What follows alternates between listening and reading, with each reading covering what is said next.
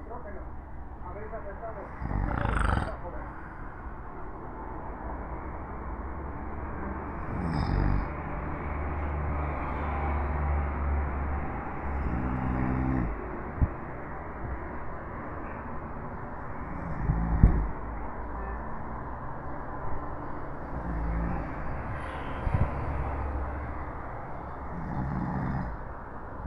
Si se abusa de ellos, contaminan el suelo y las aguas subterráneas, que es lo que no nos está fuerte.